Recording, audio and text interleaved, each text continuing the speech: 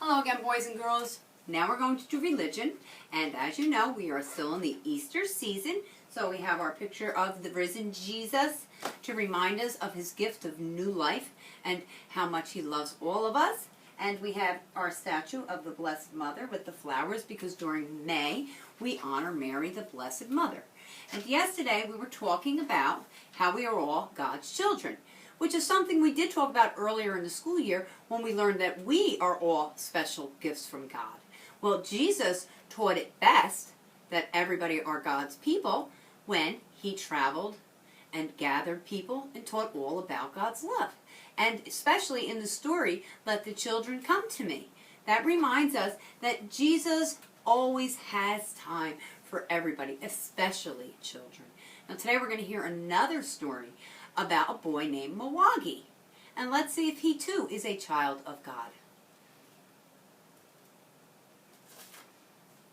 Early one morning, about 4:30, Mwangi wakes up and goes out the hut door. He washes his face. To his parents he bows. Then off he is to tend to the cows. When the milking is done and the cows are well fed, Mwangi eats breakfast and makes up his bed. He gathers his books and then he will run to school with his playmates to learn and have fun. At school, Mwangi is learning like you. He's learning his letters and his numbers too. He's learning to share and to cooperate. Mwangi thinks school and learning is great. When evening comes and the sun goes away, Mwangi takes time to thank God for the day. For Mwangi knows that he, just like you, is one of God's children. Yes, he's God's child too. Okay, let's talk about Mwangi. Okay, it said that he gets up in the morning at 4:30. That's 4:30 in the morning. That is really early. We're all still sleeping then. It's still dark out then. And he goes out the hut door. Right? He lives in a hut. We live in a house. And it says he washes his face. Do we do that? Yes, we do. And to his parents, he bows. So, when he bows to his parents, that's like us doing what? Right, giving your mom a hug or a kiss. So he comes from a different culture where, as respect and honor, they bow to their parents. Okay, and then what does he do? Then he goes and he feeds the cows. Now, we don't go outside and feed cows, but some of us might have pets at home that we take care of and feed, right? So that's another way we're like Mwangi. He eats his breakfast. We do that, right?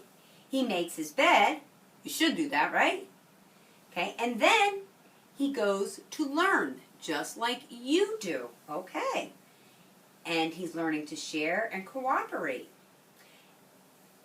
And then at the end of the day, he thanks God for his day. So even though Mwangi has a lot of things that might be a little different from what we have, like the way he bows to his parents, the way he gets up super early, right, and does his chores, okay, and he lives in a hut, and we live in a structured house, right?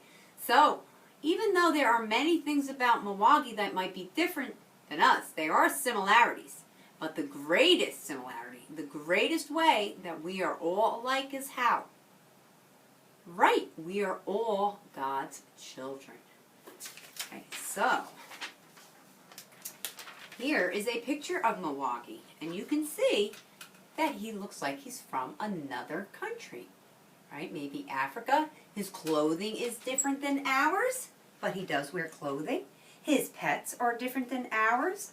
There's his hut in the background. But just like you and I, children belong to God.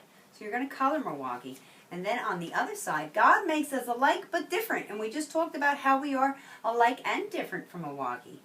Okay, so you are going to follow the path to go to school. Okay, so the important lesson here is that all children are God's children. Although we have things that may be different, we also have many similarities. But the greatest similarity of all of these is that we are all God's children. All right, boys and girls, be good. I'll see you in a little while for science.